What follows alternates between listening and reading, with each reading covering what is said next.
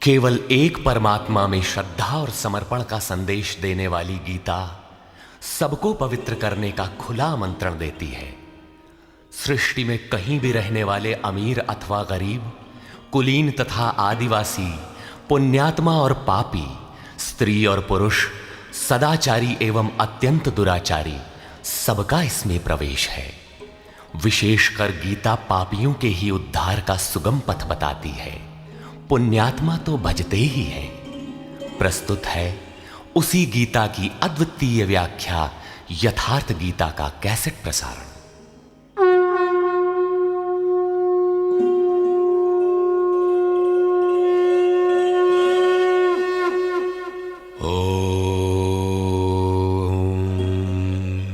श्री परमात्मने नमः।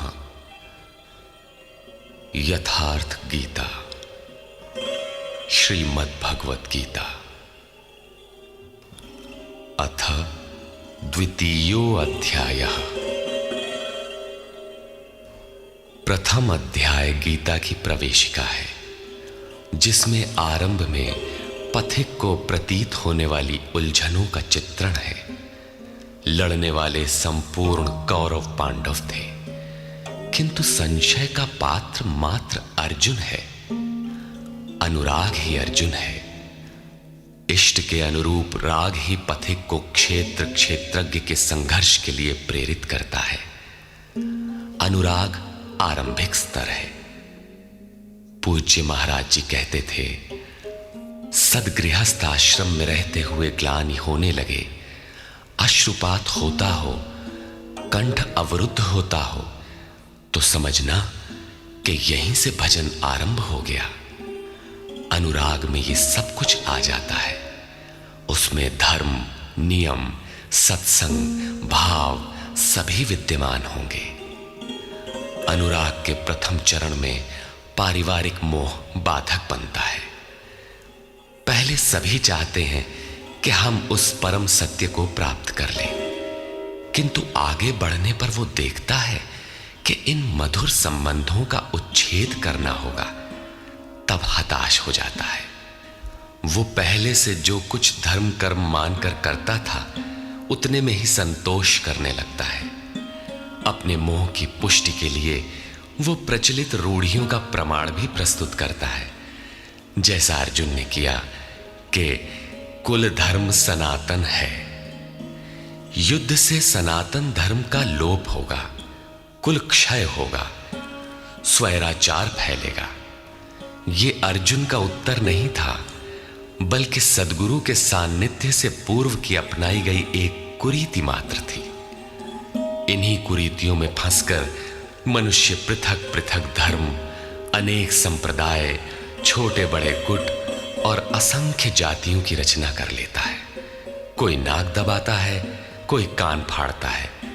किसी के छूने से धर्म नष्ट होता है, तो कहीं रोटी पानी से धर्म नष्ट होता है। तो क्या अछूत या छूने वालों का दोष है? कदापि नहीं। दोष हमारे भ्रमदाताओं का है। धर्म के नाम पर हम कुरीति के शिकार हैं, इसलिए दोष हमारा है। महात्मा बुद्ध के समय में केश कंबल एक संप्रदाय था, जिसमें केश को बढ़ाकर कंबल की तरह प्रयोग करने को पूर्णता का मानदंड माना जाता था। कोई गोव्रतिक गाय की भांति रहने वाला था, तो कोई कुक्कुरव्रतिक कुत्ते की तरह खाने पीने रहने वाला था। ब्रह्म विद्या का इनसे कोई संबंध नहीं है। संप्रदाय और कुरीतियां पहले भी थीं, आज भी हैं। ठीक इसी प्रकार कृष्ण काल में भी संप्रदाय थे, कुरीतियां थीं। उनमें से एकाध कुरीति का शिकार अर्जुन भी था। उसने 4 तर्क प्रस्तुत किए। 1, ऐसे युद्ध से सनातन धर्म नष्ट हो जाएगा। 2, वर्ण संकर पैदा होगा। 3, पिंडोदक क्रिया लोप होगी। और 4, हम लोग कुलक्षय द्वारा महान पाप करने को उद्यत हुए हैं। इस पर योगेश्वर श्री कृष्ण ने कहा, संजय उवाच।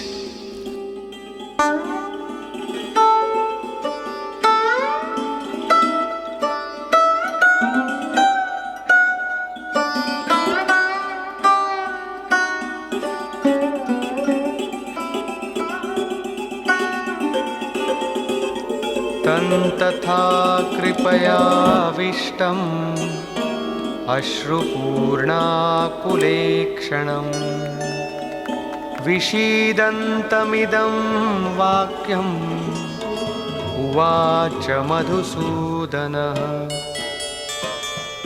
करुणा से व्याप्त अश्रुपूर्ण व्याकुल नेत्रों वाले उस अर्जुन के प्रति मधुसूदन, मद का विनाश करने वाले भगवान ने ये वचन कहा।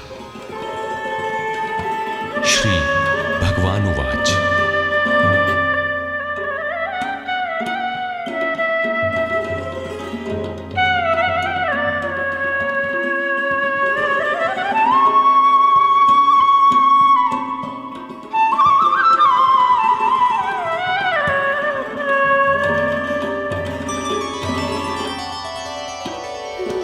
कुतस्त्वाकश्मलमिदं विषमे समुपस्थितम् अनार्यजुष्टमस्वर्ग्यम् अकीर्तिकरमर्जुन। अर्जुन, इस विषम स्थल में तुझे ये अज्ञान कहां से हो गया? विषम स्थल अर्थात जिसकी समता का सृष्टि में कोई स्थल है ही नहीं, पारलौकिक है लक्ष्य जिसका, उस निर्विवाद स्थल पर तुझे अज्ञान कहां से हुआ? अज्ञान क्यों? अर्जुन तो सनातन धर्म की रक्षा के लिए कटिबद्ध है। क्या सनातन धर्म की रक्षा के लिए प्राणपण से तत्पर होना अज्ञान है?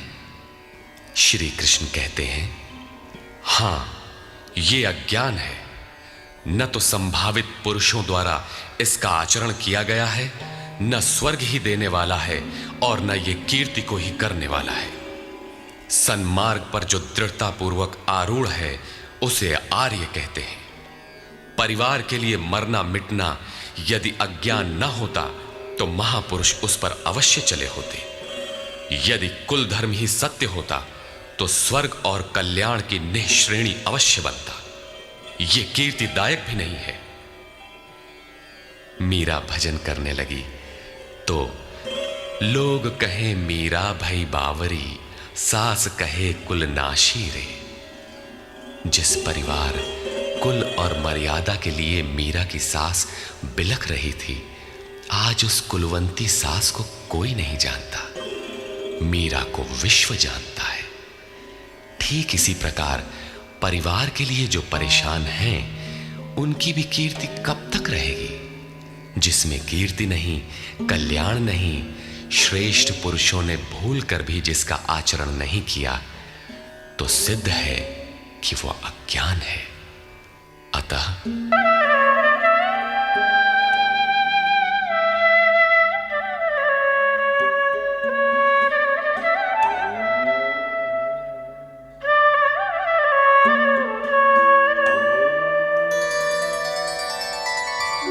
क्लैब्यमास्मगमः पार्थ नैतत्त्वय्युपपद्यते क्षुद्रं हृदय दौर्बल्यं त्यक्त्वोत्तिष्ठ परन्तप। अर्जुन, नपुंसकता को मत प्राप्त हो। क्या अर्जुन नपुंसक था? क्या आप पुरुष हैं? नपुंसक वो है जो पौरुष से हीन हो। सब अपनी समझ से पुरुषार्थ ही तो करते हैं। किसान रात दिन खून पसीना एक करके खेत में पुरुषार्थ ही तो करता है। कोई व्यापार में पुरुषार्थ समझता है तो कोई पद का दुरुपयोग करके पुरुषार्थी बनता है। जीवन भर पुरुषार्थ करने पर भी खाली हाथ जाना पड़ता है। स्पष्ट है कि यह पुरुषार्थ नहीं है। शुद्ध पुरुषार्थ है आत्मदर्शन। गार्गी ने याज्ञवल्क्य से कहा, नपुंसक पुमान ज्ञेयो यो न वेत्ति हृदि स्थितम पुरुषम स्वप्रकाशम तस्मानंदात्मानमव्ययम्। वो पुरुष होते हुए भी नपुंसक है जो हृदयस्थ आत्मा को नहीं पहचानता। वो आत्मा ही पुरुष स्वरूप, स्वयं प्रकाश, उत्तम आनंद युक्त और अव्यक्त है। उसे पाने का प्रयास ही पौरुष है। अर्जुन, तू नपुंसकता को न प्राप्त हो, यह तेरे योग्य नहीं है। हे परम तप, हृदय की इस क्षुद्र दुर्बलता को त्याग कर युद्ध के लिए खड़ा हो। इस पर अर्जुन ने तीसरा प्रश्न प्रस्तुत किया। अर्जुन उवाच,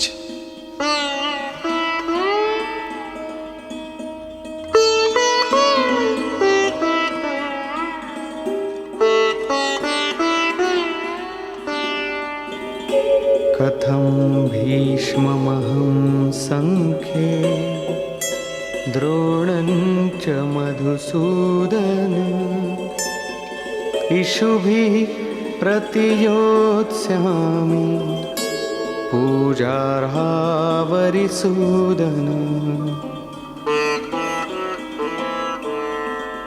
अहंकार का शमन करने वाले मधुसूदन, मैं रणभूमि में पितामह भीष्म और आचार्य द्रोण से किस प्रकार बाणों से युद्ध करूंगा, क्योंकि अरिसूदन वे दोनों ही पूजनीय हैं। द्वैत ही द्रोण है। प्रभु अलग है, हम अलग हैं। द्वैत का ये भान ही प्राप्ति की प्रेरणा का आरंभिक स्रोत है। यही द्रोणाचार्य का गुरुत्व है। भ्रम ही भीष्म है। जब तक भ्रम है तभी तक बच्चे, परिवार, रिश्तेदार सभी अपने लगते हैं। अपना लगने में भ्रम ही माध्यम है।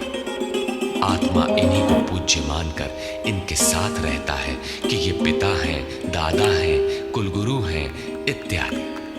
साधन के पूर्ति काल में गुरु न चेला, पुरुष अकेला।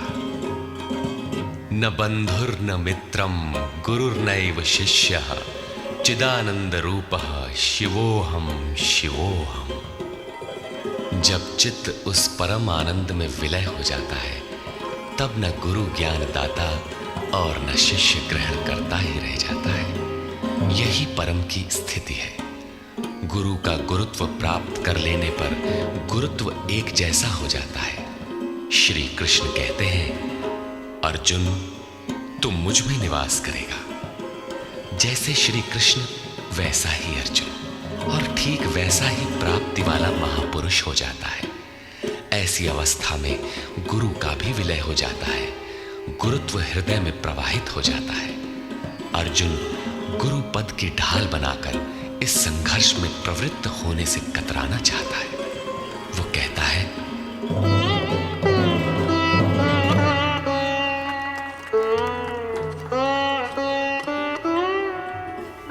गुरून् हत्वा हि महानुभावान् श्रेयो भोक्तुं भैक्षमपीह लोके हत्वार्थकामास्तु गुरूनिहैव भुञ्जीय भोगान् रुधिरप्रदिग्धान्। इन महानुभाव गुरुजनों को न मारकर मैं इस लोक में भिक्षा का अन्न भी श्रेयस्कर समझता हूं। यहां भिक्षा का अर्थ उदर पोषण के लिए भीख मांगना नहीं, बल्कि सत्पुरुषों की टूटी फूटी सेवा द्वारा उनसे कल्याण की याचना ही भिक्षा है। अन्नम ब्रह्मेति व्यजानात्। अन्न एकमात्र परमात्मा है, जिसे प्राप्त करके आत्मा सदा के लिए तृप्त हो जाता है, कभी अतृप्त नहीं रहता। हम महापुरुषों की सेवा और याचना द्वारा शनैः शनैः ब्रह्म पीयूष प्राप्त करें, किंतु ये परिवार न छूटे, यही अर्जुन के भिक्षान्न की कामना है। संसार में अधिकांश लोग ऐसा ही करते हैं। वे चाहते हैं कि पारिवारिक स्नेह संबंध न मारना पड़े और मुक्ति भी शनैः शनैः मिल जाए, किंतु चलने वाले पथिक के लिए, जिसके संस्कार इनसे ऊपर हैं, जिसमें संघर्ष की क्षमता है, स्वभाव में क्षत्रियत्व प्रवाहित है, उसके लिए इस भिक्षान्न का विधान नहीं है। स्वयं न करके याचना करना भिक्षान्न है। गौतम बुद्ध ने भी मध्यम निकाय के धम्म दायाद सुत्त में इस भिक्षान्न की आमिष दायाद कहकर उसे हेय माना है, जबकि शरीर यापन से सभी भिक्षु थे। इन गुरुजनों को मारकर मिलेगा क्या? इस लोक में रुधिर से सने अर्थ और काम के भोग ही तो भोगने को मिलेंगे। अर्जुन कदाचित सोचता था कि भजन से भौतिक सुखों की मात्रा में अभिवृद्धि होगी। इतना संघर्ष झेलने के बाद भी इस शरीर के पोषक अर्थ और काम के भोग ही तो मिलेंगे। वो पुनः तर्क देता है,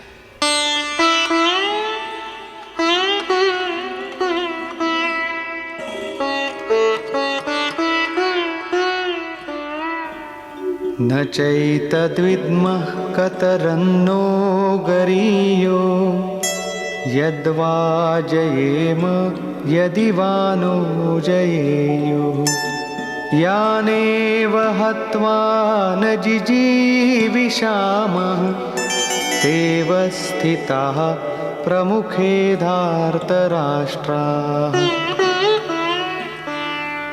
ये भी निश्चित नहीं है कि वो भोग मिलेगा ही। ये भी हम नहीं जानते कि हमारे लिए क्या करना श्रेयस्कर है, क्योंकि जो कुछ हमने कहा वो अज्ञान प्रमाणित हो गया। ये भी ज्ञात नहीं है कि हम जीतेंगे अथवा वे ही जीतेंगे। जिन्हें मारकर हम जीना भी नहीं चाहते, वे ही धृतराष्ट्र के पुत्र हमारे सामने खड़े हैं। अज्ञान रूपी धृतराष्ट्र से उत्पन्न मोह इत्यादि स्वजन समुदाय मिट ही जाएंगे, तब हम जीकर ही क्या करेंगे? अर्जुन पुनः सोचता है कि जो कुछ हमने कहा कदाचित ये भी अज्ञान हो, अतः प्रार्थना करता है, कार्पण्यदोषोपहतः स्वभावः पृच्छामि त्वां धर्मसम्मूढचेताः यच्छ्रेयस्यान्निश्चितं ब्रूहि तन्मे शिष्यस्तेऽहं शाधि मां त्वां प्रपन्नम्। कायरता के दोष से नष्ट स्वभाव वाला, धर्म के विषय में सर्वथा मोहित चित्त हुआ मैं आपसे पूछता हूं, जो कुछ निश्चित परम कल्याणकारी हो वो साधन मेरे लिए कहिए। यहां अर्जुन ने पूर्ण समर्पण कर दिया। अभी तक वो श्री कृष्ण को अपने स्तर का ही समझता था, अनेक विद्याओं में अपने को कुछ आगे ही मानता था। यहां उसने अपनी बागडोर श्री कृष्ण को वस्तुतः सौंप दी। सद्गुरु पूर्ति पर्यंत हृदय में रहकर साधक के साथ चलते हैं। यदि वे साथ न रहे तो साधक पार न हो। युवा कन्या के परिवार वाले जिस प्रकार शादी विवाह तक उसको संयम की शिक्षा देते हुए संभाल ले जाते हैं, ठीक उसी प्रकार सद्गुरु अपने शिष्य की अंतरात्मा से रथी होकर उसे प्रकृति की घाटियों से निकालकर पार कर देते हैं। अर्जुन निवेदन करता है कि भगवान, एक बात और है, नहि प्रपश्यामि ममापनुद्यात् यच्छोकमुच्छोषणमिन्द्रियाणाम् अवाप्य भूमावसपत्नमृद्धम् राज्यं सुराणामपि चाधिपत्यम्। भूमि पर निष्कंटक धन धान्य संपन्न राज्य को और देवताओं के स्वामीपन इंद्र पद को पाकर भी मैं उस उपाय को नहीं देखता जो मेरी इंद्रियों को सुखाने वाले शोक को दूर कर सके। जब शोक बना ही है तो ये सब लेकर ही मैं क्या करूंगा? यदि इतना ही मिलना है तो क्षमा करें। अर्जुन ने सोचा, अब इसके आगे बतावेंगे भी क्या? संजय उवाच, एवमुक्त्वा ऋषिकेशं गुडाकेशः परन्तप न योत्स्यैति गोविन्दम् उक्त्वा तूष्णीं बभूवः। संजय बोला, हे राजन, मोह निशाजयी अर्जुन ने हृदय के सर्वज्ञ श्री कृष्ण से ये कहकर कि गोविंद, मैं युद्ध नहीं करूंगा, चुप हो गया। अभी तक अर्जुन की दृष्टि पौराणिक है, जिसमें कर्म कांडों के साथ भोगों की उपलब्धि का विधान है, जिसमें स्वर्ग ही सब कुछ माना जाता है, जिस पर श्री कृष्ण प्रकाश डालेंगे कि ये विचारधारा भी गलत है।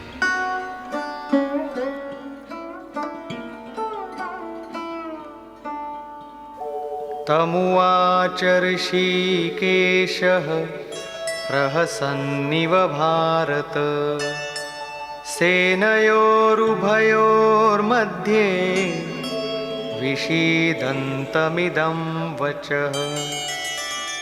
उसके उपरांत हे भरतवंशी धृतराष्ट्र, अंतर्यामी योगेश्वर श्री कृष्ण ने दोनों सेनाओं के बीच में उस शोक युक्त अर्जुन को हंसते हुए से ये वचन कहा।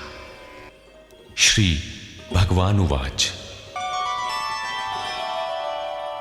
अशोचानन्वशोचस्त्वं प्रज्ञावादांश्च भाषसे, गतासु न गतासूश्च नानुशोचन्ति पंडिताः। अर्जुन, तू न शोक करने योग्यों के लिए शोक करता है और पंडितों के से वचन कहता है, किंतु बुद्धि संपन्न पंडित जन जिनके प्राण चले गए हैं उनके लिए तथा जिनके प्राण नहीं गए हैं उनके लिए भी शोक नहीं करते। तू पंडितों जैसी बातें भर करता है, वस्तुतः ज्ञाता है नहीं, क्योंकि न त्वेवाहं जातुनासं न त्वन्नेमे जनाधिपाः, न चैव न भविष्यामः सर्वे वयमतः परम्। न तो ऐसा ही है कि मैं अर्थात सद्गुरु किसी काल में नहीं था, अथवा तू अनुरागी अधिकारी अथवा जनाधिपाह राजा लोग अर्थात राजसी वृत्ति में पाए जाने वाला अहम नहीं था, और न ऐसा ही है कि आगे हम सब नहीं रहेंगे। सद्गुरु सदैव रहता है, अनुरागी सदैव रहते हैं। यहां योगेश्वर ने योग की अनादिता पर प्रकाश डालते हुए भविष्य में भी उसकी विद्यमानता पर बल दिया। मरने वालों के लिए शोक न करने के लिए कारण बताते हुए उन्होंने कहा, देहिनोऽस्मिन् यथा देहे कौमारं यौवनं जरा, तथा देहान्तरप्राप्तिः धीरस्तत्र न मुह्यति। जैसे जीवात्मा की इस देह में कुमार, युवा और वृद्ध अवस्था होती है, वैसे ही अन्य अन्य शरीर प्राप्ति। इसलिए धीर पुरुष मोहित नहीं होता है। कभी आप बालक थे, शनैः शनैः युवा हुए, तब आप मर तो नहीं गए, पुनः वृद्ध हुए। पुरुष एक ही है। उसी प्रकार लेश मात्र भी दरार नए देह की प्राप्ति पर नहीं पड़ती। कलेवर का यह परिवर्तन तब तक चलेगा जब तक परिवर्तन से परे वस्तु नहीं मिल जाती। मात्रा स्पर्शास्तु कौन्तेय शीतोष्ण सुख दुःखदाः, आगमापायिनो नित्याः तां स्थितिक्षस्व भारत। हे कुंती पुत्र, सुख दुख, सर्दी और गर्मी को देने वाले इंद्रियों और विषयों के संयोग तो अनित्य हैं, क्षण भंगुर हैं। अतः भरतवंशी अर्जुन, तू इसका त्याग कर। अर्जुन इंद्रिय और विषय के संयोग जन्य सुख का स्मरण करके ही विकल था। कुल धर्म, कुल गुरुओं की पूज्यता इत्यादि इंद्रियों के लगाव के अंतर्गत है। ये क्षणिक हैं, झूठे हैं, नाशवान हैं। विषयों का संयोग न सदैव मिलेगा और न सदैव इंद्रियों में क्षमता ही रहेगी। अतः अर्जुन, तू इनका त्याग कर, सहन कर। क्यों? क्या हिमालय की लड़ाई थी जो अर्जुन सर्दी सहन करता? अथवा क्या ये रेगिस्तान की लड़ाई है जहां अर्जुन गर्मी सहन करे? कुरुक्षेत्र, जैसा कि लोग बाहर बताते हैं, समशीतोष्ण स्थली है। कुल 18 दिन तो लड़ाई हुई, इतने में कहां जाड़ा गर्मी बीत गई। वस्तुतः सर्दी गर्मी, दुख सुख, मान अपमान का सहन करना एक योगी पर निर्भर करता है। ये हृदय देश की लड़ाई का चित्रण है। बाहर युद्ध के लिए गीता नहीं कहती। ये क्षेत्र क्षेत्रज्ञ का संघर्ष है, जिसमें आसुरी संपद का सर्वथा शमन कर परमात्मा में स्थिति दिलाकर दैवी संपद भी शांत हो जाती है। जब विकार है ही नहीं तो सजातीय प्रवृत्तियां किस पर आक्रमण करें? अतः पूर्णत्व के साथ वे भी शांत हो जाती हैं, इससे पहले नहीं। गीता अंतरदेश की लड़ाई का चित्रण है। इस त्याग से मिलेगा क्या? इससे लाभ क्या है? इस पर श्री कृष्ण कहते हैं,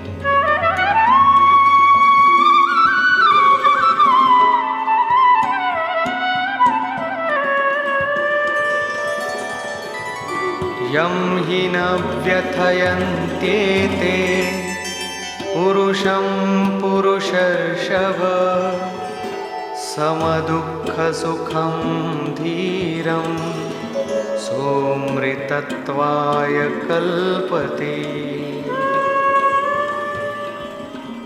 क्योंकि हे पुरुष श्रेष्ठ, दुख सुख को समान समझने वाले जिस धीर पुरुष को इंद्रियों और विषयों के संयोग व्यथित नहीं कर पाते, वो मृत्यु से परे अमृत तत्व की प्राप्ति के योग्य हो जाता है।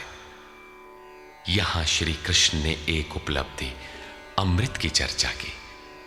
अर्जुन सोचता था कि युद्ध के परिणाम में स्वर्ग मिलेगा या पृथ्वी, किंतु श्री कृष्ण कहते हैं कि न स्वर्ग मिलेगा और न पृथ्वी, बल्कि अमृत मिलेगा। अमृत क्या है? नासतो विद्यते भावो नाभावो विद्यते सतः उभयोरपि दृष्टोऽन्तः त्वनयोस्तत्त्वदर्शिभिः। अर्जुन, असत वस्तु का अस्तित्व नहीं है, वो है ही नहीं, उसे रोका नहीं जा सकता, और सत्य का तीनों काल में अभाव नहीं है, उसे मिटाया नहीं जा सकता। अर्जुन ने पूछा, क्या भगवान होने के नाते आप कहते हैं? श्री कृष्ण ने बताया, मैं तो कहता ही हूं। इन दोनों का यह अंतर हमारे साथ साथ तत्वदर्शियों द्वारा भी देखा गया है। श्री कृष्ण ने वही सत्य दोहराया जो तत्वदर्शियों ने कभी देख लिया था। श्री कृष्ण भी एक तत्वदर्शी महापुरुष थे। परम तत्व परमात्मा का प्रत्यक्ष दर्शन करके उसमें स्थिति वाले तत्वदर्शी कहलाते हैं। सत और असत हैं क्या? इस पर कहते हैं, अविनाशी तु तद्विद्धि येन सर्वमिदं ततं विनाशमव्ययस्यास्य न कश्चित् कर्तुमर्हति। नाश रहित तो वो है जिससे ये संपूर्ण जगत व्याप्त है। इस अव्ययस्य अविनाशी का विनाश करने में कोई समर्थ नहीं है। किंतु इस अविनाशी अमृत का नाम क्या है? वो है कौन? अन्तवन्त इमे देहा नित्यस्योक्ताः शरीरिणः अनाशिनो प्रमेयस्य तस्माद्युध्यस्व भारत। अविनाशी, अप्रमेय, नित्य स्वरूप आत्मा के ये सभी शरीर नाशवान कहे गए हैं। इसलिए भरतवंशी अर्जुन, तू युद्ध कर। आत्मा ही अमृत है, आत्मा ही अविनाशी है, जिसका तीनों कालों में नाश नहीं होता। आत्मा ही सत है, शरीर नाशवान है। यही असत है जिसका तीनों कालों में अस्तित्व नहीं है। शरीर नाशवान है, इसलिए तू युद्ध कर। इस आदेश से यह स्पष्ट नहीं होता कि अर्जुन केवल कौरवों को मारे। पांडव पक्ष में भी तो शरीर ही खड़े थे। क्या पांडव के शरीर अविनाशी थे? यदि शरीर नाशवान है तो श्री कृष्ण किसकी रक्षा में खड़े थे? क्या अर्जुन कोई शरीरधारी था? शरीर जो असत है, जिसका अस्तित्व नहीं है, जिसे रोका नहीं जा सकता, क्या श्री कृष्ण उस शरीर की रक्षा में खड़े हैं? यदि ऐसा है तो वे भी अविवेकी और मूढ़ हैं, क्योंकि आगे श्री कृष्ण स्वयं कहते हैं कि जो केवल शरीर के लिए ही पचता है, श्रम करता है, वो अविवेकी और मूढ़ बुद्धि है। वो पापायु पुरुष व्यर्थ ही जीता है। अंततः अर्जुन कौन था? वस्तुतः अनुराग ही अर्जुन है। अनुरागी के लिए इष्ट सदैव रथी बनकर साथ में रहते हैं, सखा की भांति उसका मार्गदर्शन करते हैं। आप शरीर नहीं है। शरीर तो आवरण है, रहने का मकान है। उसमें रहने वाला अनुराग पूरित आत्मा है। भौतिक युद्ध, मारने काटने से शरीरों का अंत नहीं होता। ये शरीर छूटेगा तो आत्मा दूसरा शरीर धारण कर लेगा। इसी संदर्भ में श्री कृष्ण कह चुके हैं कि जिस प्रकार बाल्यकाल से युवा या वृद्धावस्था आती है, उसी प्रकार देहांतर की प्राप्ति होती है। शरीर काटेंगे तो जीवात्मा नया वस्त्र बदल लेगा। शरीर संस्कारों के आश्रित है और संस्कार मन पर आधारित है। मन एव मनुष्याणाम कारणम बंध मोक्षयोः। मन का सर्वथा निरोध होना, अचल स्थिर ठहरना और अंतिम संस्कार का विलय एक ही क्रिया है। संस्कारों की सतह का टूट जाना ही शरीरों का अंत है। इसे तोड़ने के लिए आपको आराधना करनी होगी, जिसे श्री कृष्ण ने कर्म या निष्काम कर्मयोग की संज्ञा दी है। कृष्ण ने स्थान स्थान पर अर्जुन को युद्ध की प्रेरणा दी, किंतु एक भी श्लोक ऐसा नहीं है जो भौतिक युद्ध या मार काट का समर्थन करता हो। ये युद्ध सजातीय विजातीय प्रवृत्तियों का है, अंतर्देश में है।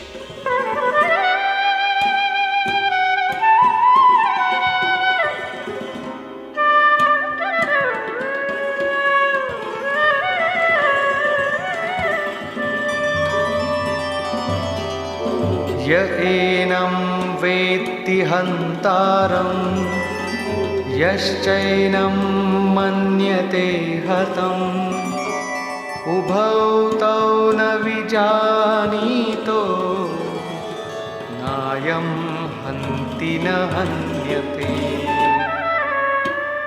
जो इस आत्मा को मारने वाला मानता है तथा जो इस आत्मा को मरा हुआ समझता है, वे दोनों ही आत्मा को नहीं जानते, क्योंकि ये आत्मा न तो मारता है और न मारा ही जाता है। पुनः इसी पर बल देते हैं।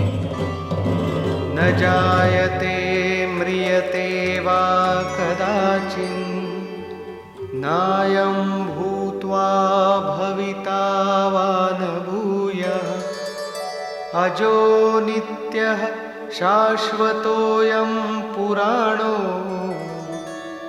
न हन्यते हन्यमाने शरीरे। ये आत्मा किसी काल में न तो जन्मता है और न मरता है, क्योंकि ये वस्त्र ही तो बदलता है। न ये आत्मा होकर अन्य कुछ होने वाला है, क्योंकि ये अजन्मा है, नित्य है, शाश्वत और पुरातन है। शरीर के नाश होने पर भी उसका नाश नहीं होता।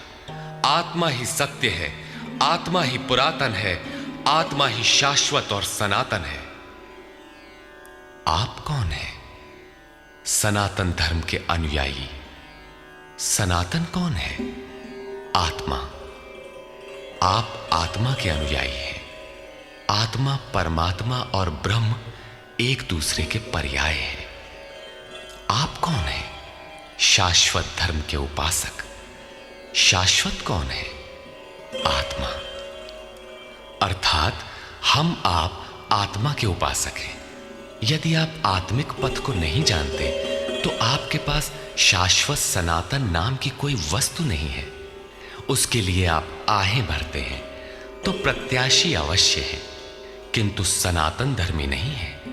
सनातन धर्म के नाम पर किसी कुरीति के शिकार हैं।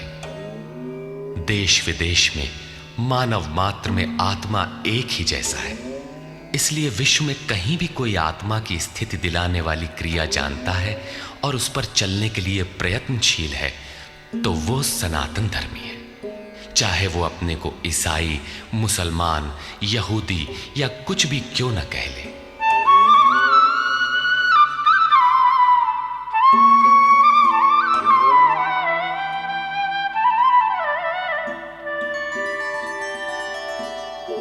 वेदाविनाशिनं नित्यं य एनमजमव्ययम् कथं स पुरुषः पार्थ कं घातयति हन्तिकम्। पार्थिव शरीर को रथ बनाकर ब्रह्म रूपी लक्ष्य पर अचूक निशाना लगाने वाला पृथा पुत्र अर्जुन, जो पुरुष इस आत्मा को नाश रहित, नित्य, अजन्मा और अव्यक्त जानता है, वो पुरुष कैसे किसी को मरवाता है और कैसे किसी को मारता है। अविनाशी का विनाश असंभव है, अजन्मा जन्म नहीं लेता, अतः शरीर के लिए शोक नहीं करना चाहिए। इसी को उदाहरण से स्पष्ट करते हैं।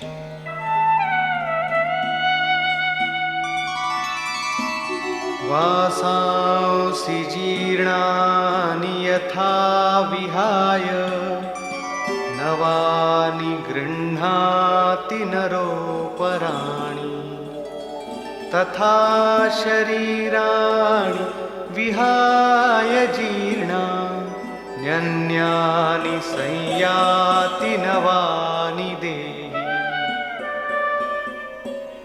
जैसे मनुष्य जीर्णानि वासांसि, जीर्ण शीर्ण पुराने वस्त्रों को त्याग कर नए वस्त्रों को ग्रहण करता है, ठीक वैसे ही ये जीवात्मा पुराने शरीरों को त्याग कर दूसरे नए शरीरों को धारण करता है। जीर्ण होने पर ही नया शरीर धारण करना है तो शिशु क्यों मर जाते हैं? ये वस्त्र तो और विकसित होना चाहिए। वस्तुतः ये शरीर संस्कारों पर आधारित है। जब संस्कार जीर्ण होते हैं तो शरीर छूट जाता है। यदि संस्कार 2 दिन का है तो दूसरे दिन ही शरीर जीर्ण हो गया। इसके बाद मनुष्य एक श्वास भी अधिक नहीं जीता। संस्कार ही शरीर है। आत्मा संस्कारों के अनुसार नया शरीर धारण कर लेता है। अथा खलु ऋतुमयः पुरुषः यथा इहैव तथैव प्रेत्य भवति कृतं लोकं पुरुषोऽभिजायते। अर्थात ये पुरुष निश्चय ही संकल्पमय है। इस लोक में पुरुष जैसा निश्चय वाला होता है वैसा ही यहां से मरकर जाने पर होता है। अपने संकल्प से बनाए हुए शरीरों में पुरुष उत्पन्न होता है। इस प्रकार मृत्यु शरीर का परिवर्तन मात्र है, आत्मा नहीं मरता। पुनः इसकी अजरता अमरता पर बल देते हैं।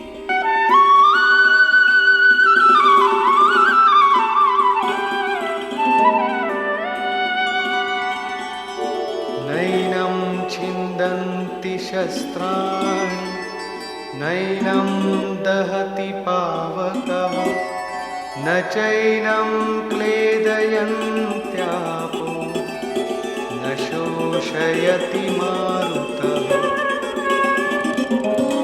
अर्जुन, इस आत्मा को शस्त्रादि नहीं काटते, अग्नि इसे जला नहीं सकता, जल इसे गीला नहीं कर सकता और न वायु इसे सुखा ही सकता है। अच्छेद्योऽयमदाह्योऽयम् अक्लेद्यो शोष्य एव च नित्यः सर्वगतः स्थाणुः अचलोऽयं सनातनः। ये आत्मा अच्छेद्य है, इसे छेदा नहीं जा सकता। ये अदाह्य है, इसे जलाया नहीं जा सकता। ये अक्लेद्य है, इसे गीला नहीं किया जा सकता। आकाश इसे अपने में समाहित नहीं कर सकता। ये आत्मा निसंदेह, अशोष्य, सर्वव्यापक, अचल स्थिर रहने वाला और सनातन है। अर्जुन ने कहा था कि कुल धर्म सनातन है, ऐसा युद्ध करने से सनातन धर्म नष्ट हो जाएगा। किंतु श्री कृष्ण ने इसे अज्ञान माना और आत्मा को ही सनातन बताया। आप कौन हैं? सनातन धर्म के अनुयायी। सनातन कौन है? आत्मा। यदि आप आत्मा पर्यंत दूरी तय करने वाली विधि विशेष से अवगत नहीं हैं, तो आप सनातन धर्म नहीं जानते।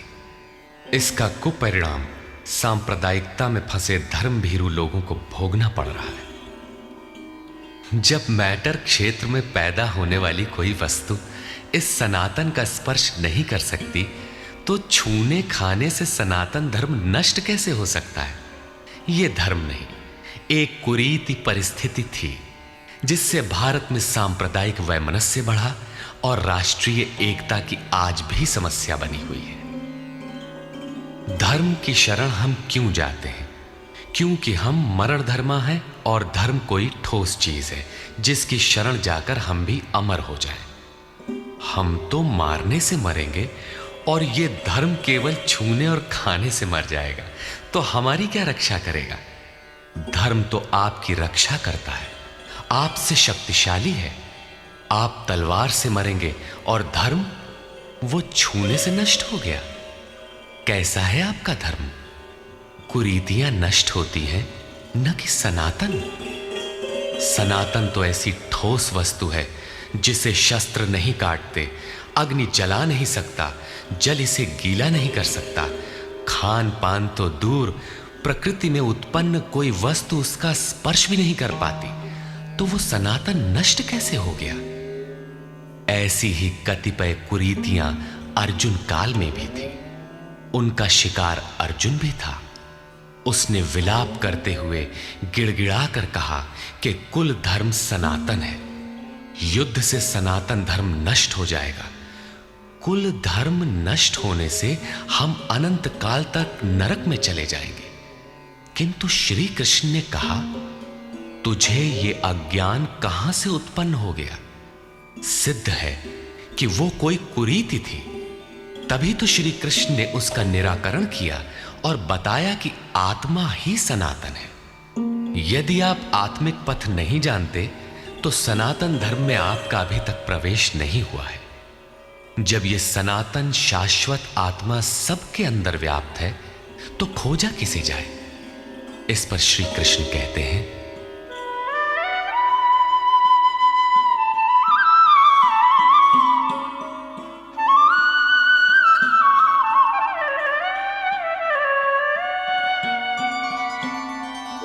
अव्यक्तोऽयमचिन्त्योऽयम् अविकार्योऽयमुच्यते तस्मादेवं विदित्वैनं नानुशोचितुमर्हसि। ये आत्मा अव्यक्त अर्थात इंद्रियों का विषय नहीं है। इंद्रियों के द्वारा इसे समझा नहीं जा सकता। जब तक इंद्रियों और विषयों का संयोग है, तब तक आत्मा तो है, किंतु उसे समझा नहीं जा सकता। वो अचिंत्य है। जब तक चित्त और चित्त की लहर है, तब तक वो शाश्वत है तो, किंतु हमारे दर्शन, उपभोग और प्रवेश के लिए नहीं है। अतः चित्त का निरोध करें। पीछे श्री कृष्ण बता आए हैं कि असत वस्तु का अस्तित्व नहीं है और सत का तीनों कालों में अभाव नहीं है। वो सत है आत्मा। आत्मा ही अपरिवर्तनशील, शाश्वत, सनातन और अव्यक्त है। तत्वदर्शियों ने आत्मा को इन विशेष गुणधर्मों से युक्त देखा। न 10 भाषाओं के ज्ञाता ने देखा, न किसी समृद्धशाली ने देखा, बल्कि तत्वदर्शियों ने देखा। श्री कृष्ण ने आगे बताया कि तत्व है परमात्मा। मन के निरोध काल में साधक उसका दर्शन और उसमें प्रवेश पाता है। प्राप्ति काल में भगवान मिलते हैं और दूसरे ही क्षण वो अपने आत्मा को ईश्वरीय गुणधर्मों से विभूषित देखता है। वो देखता है कि आत्मा ही सत्य, सनातन और परिपूर्ण है। ये आत्मा अचिंत्य है। ये विकार रहित अर्थात न बदलने वाला कहा जाता है। अतः अर्जुन, आत्मा को ऐसा जानकर तू शोक करने योग्य नहीं है। अब श्री कृष्ण अर्जुन के विचारों में विरोधाभास दिखाते हैं, जो सामान्य तर्क है।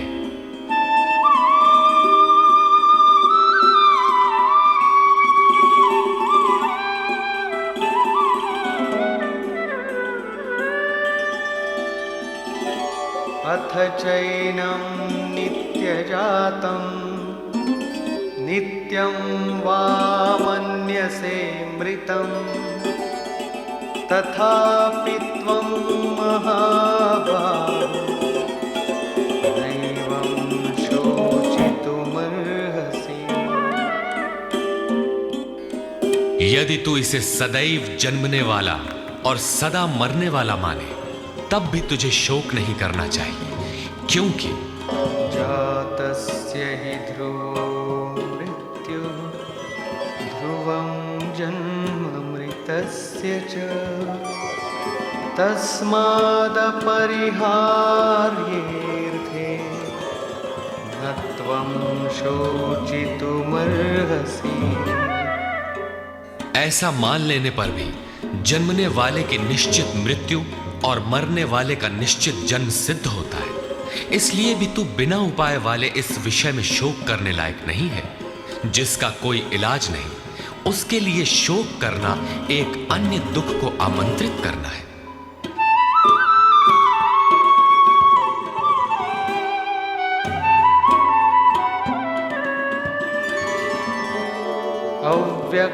अव्यक्तादीनि भूतानि व्यक्तमध्यानि भारत अव्यक्तनिधनान्येव तत्र का परिदेवना।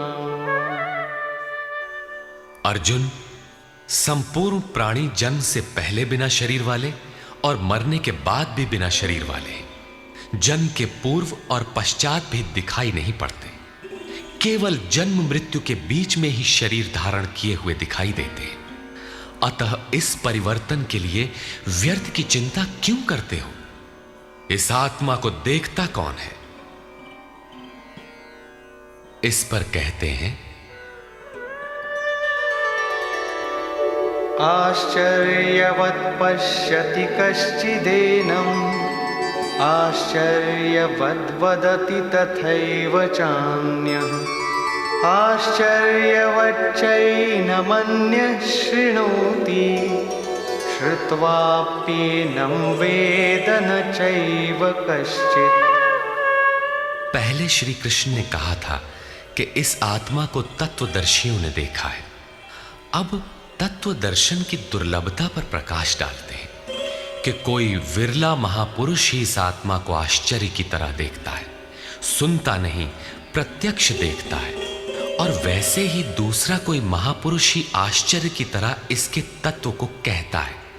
जिसने देखा है वही यथार्थ कह सकता है। दूसरा कोई विरला साधक इसे आश्चर्य की भांति सुनता है। सब सुनते भी नहीं, क्योंकि ये अधिकारी के लिए ही है। हे अर्जुन, कोई कोई तो सुनकर भी इस आत्मा को नहीं जान पाते, क्योंकि साधन पार नहीं लगता। आप लाख ज्ञान की बातें सुने, समझें, बाल की खाल निकाल कर समझें, लालायित भी रहें, किंतु मोह बड़ा प्रबल है। थोड़ी देर बाद ही आप अपनी सांसारिक व्यवस्थाओं में लिप्त मिलेंगे। अंत में श्री कृष्ण निर्णय देते हैं,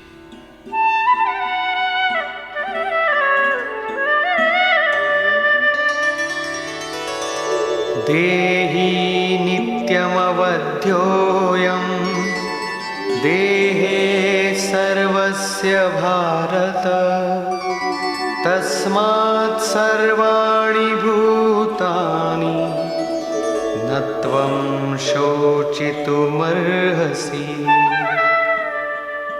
अर्जुन, ये आत्मा सबके शरीर में सदैव अवध्य है, अकाट्य है।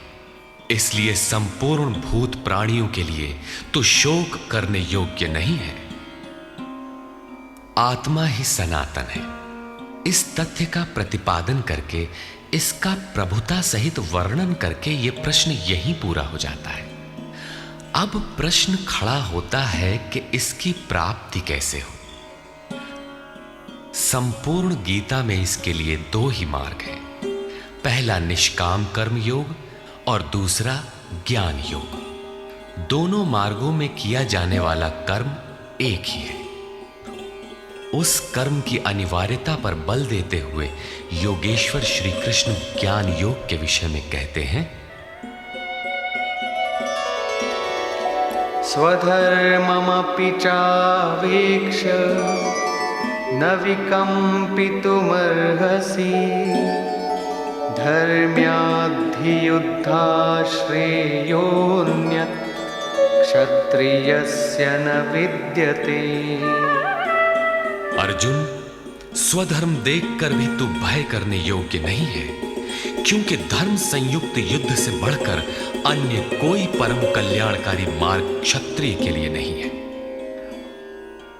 अभी तक तो आत्मा शाश्वत है, आत्मा सनातन है, वही एकमात्र धर्म है कहा गया है। अब यह स्वधर्म कैसा?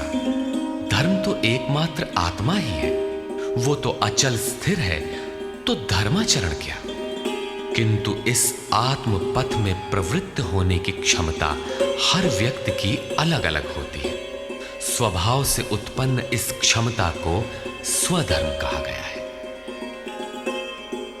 इसी एक सनातन आत्मिक पथ पर चलने वाले साधकों को महापुरुष ने स्वभाव से उनकी क्षमता के अनुसार 4 श्रेणियों में बांटा: शूद्र, वैश्य, क्षत्रिय और ब्राह्मण। साधना की प्रारंभिक अवस्था में प्रत्येक साधक शूद्र अर्थात अल्पज्ञ होता है। घंटों भजन में बैठने पर वो 10 मिनट भी अपने पक्ष में नहीं पाता। वो प्रकृति के माया जाल को काट नहीं पाता। इस अवस्था में महापुरुष की सेवा से उसके स्वभाव में सद्गुण आते हैं। वो वैश्य श्रेणी का साधक बन जाता है। आत्मिक संपत्ति ही स्थिर संपत्ति है। इसका वो शनैः शनैः संग्रह और गोपालन अर्थात इंद्रियों की सुरक्षा करने में सक्षम हो जाता है। काम, क्रोध इत्यादि से इंद्रियों की हिंसा होती है तथा विवेक, वैराग्य से इनकी सुरक्षा होती है, किंतु प्रकृति को निर्बीज करने की क्षमता उसमें नहीं होती। क्रमशः उन्नति करते करते साधक के अंतःकरण में तीनों गुणों को काटने की क्षमता अर्थात क्षत्रियत्व आ जाता है। इसी स्तर पर प्रकृति और उसके विकारों को नाश करने की क्षमता आ जाती है। इसलिए युद्ध यहीं से आरंभ होता है। क्रमशः साधन करके साधक ब्राह्मणत्व की श्रेणी में बदल जाता है। इस समय मन का शमन, इंद्रियों का दमन, धारावाही चिंतन, सरलता, अनुभव, ज्ञान इत्यादि लक्षण साधक में स्वाभाविक प्रवाहित होते हैं। इन्हीं के अनुष्ठान से चलकर क्रमशः वो ब्रह्म में प्रवेश पा जाता है, जहां वो ब्राह्मण भी नहीं रह जाता। विदेह राजा जनक की सभा में महर्षि याज्ञवल्क्य ने चाक्रायण, उशस्ति, कहोल, आरुणि, उद्यालक और गार्गी के प्रश्नों का समाधान करते हुए बताया कि आत्म साक्षात्कार का पूर्णतया संपादन करने वाला ही ब्राह्मण होता है। ये आत्मा ही लोक परलोक और समस्त प्राणियों को भीतर से नियमित करता है। सूर्य, चंद्रमा, पृथ्वी, जल, वायु, अग्नि, तारागण, अंतरिक्ष, आकाश एवं प्रत्येक क्षण इस आत्मा के ही प्रशासन में है। ये तुम्हारा आत्मा अंतर्यामी अमृत है।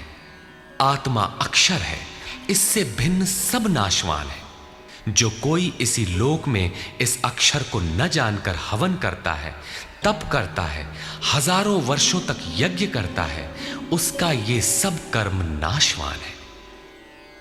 जो कोई भी इस अक्षर को जाने बिना इस लोक से मरकर जाता है, वो दयनीय है, कृपण है और जो इस अक्षर को जानकर इस लोक से मरकर जाता है वो ब्राह्मण है। अर्जुन क्षत्रिय श्रेणी का साधक है। श्री कृष्ण कहते हैं कि क्षत्रिय श्रेणी के साधक के लिए युद्ध के अतिरिक्त कोई कल्याणकारक रास्ता है ही नहीं। प्रश्न उठता है कि क्षत्रिय है क्या? प्रायः लोग इसका आशय समाज में जन्मना उत्पन्न ब्राह्मण, क्षत्रिय, वैश्य, शूद्र जातियों से लेते हैं। इन्हें ही 4 वर्ण मान लिया जाता है, किंतु नहीं। शास्त्रकार ने स्वयं बताया है कि क्षत्रिय क्या है, वर्ण क्या है। यहां उन्होंने केवल क्षत्रिय का नाम लिया और आगे 18वें अध्याय तक इस प्रश्न का समाधान प्रस्तुत किया कि वस्तुतः ये वर्ण हैं क्या और कैसे इनमें परिवर्तन होता है। श्री कृष्ण ने कहा, चातुर्वर्ण्यम मया सृष्टम, 4 वर्णों की सृष्टि मैंने की, तो क्या मनुष्यों को बांटा? श्री कृष्ण कहते हैं कि नहीं, गुण कर्म विभागशः, गुणों के माध्यम से कर्म को 4 भागों में बांटा। यह देखना है कि वो कर्म क्या है जिसे बांटा गया। गुण परिवर्तनशील है। साधना की उचित प्रक्रिया द्वारा तामसी से राजसी और राजसी से सात्विक गुणों में प्रवेश मिलता जाता है। अंततः ब्राह्मण स्वभाव बन जाता है। उस समय ब्रह्म में प्रवेश दिला देने वाली सारी योग्यताएं उस साधक में रहती हैं। वर्ण संबंधी प्रश्न यहां से आरंभ होकर 18वें अध्याय में जाकर पूर्ण होता है। श्री कृष्ण की मान्यता है, श्रेयान् स्वधर्मो विगुणः परधर्मात् स्वनुष्ठितात्। स्वभाव से उत्पन्न इस धर्म में प्रवृत्त होने की क्षमता जिस स्तर की हो, भले ही वो गुण रहित शूद्र श्रेणी की हो, तब भी परम कल्याण करती है, क्योंकि आप क्रमशः वहीं से उत्थान करते हैं। उससे ऊपर वालों की नकल करके साधक नष्ट हो जाता है। अर्जुन क्षत्रिय श्रेणी का साधक था, इसलिए श्री कृष्ण कहते हैं कि अर्जुन, अपने स्वभाव से उत्पन्न योग्यता को देखकर, इस युद्ध में प्रवृत्त होने की अपनी क्षमता को देखकर भी तू भय करने योग्य नहीं है। इससे बढ़कर दूसरा कोई कल्याणकारी कार्य क्षत्रिय के लिए नहीं। इसी पर प्रकाश डालते हुए पुनः योगेश्वर कहते हैं,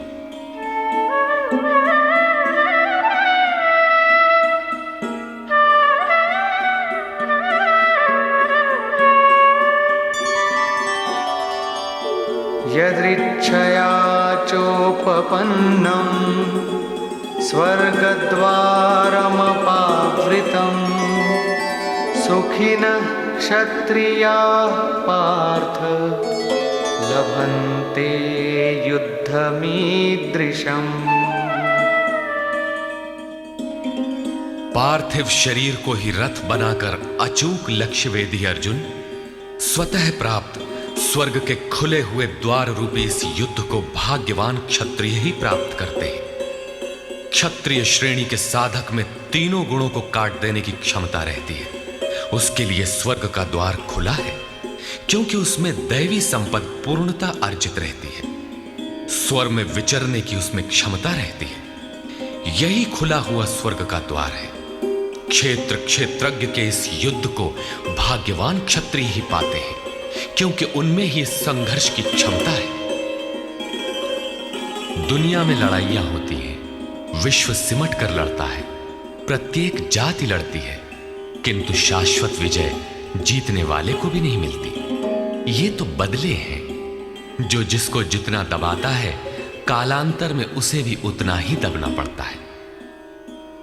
ये कैसी विजय है जिसमें इंद्रियों को सुखाने वाला शोक बना ही रहता है, अंत में शरीर भी नष्ट हो जाता है।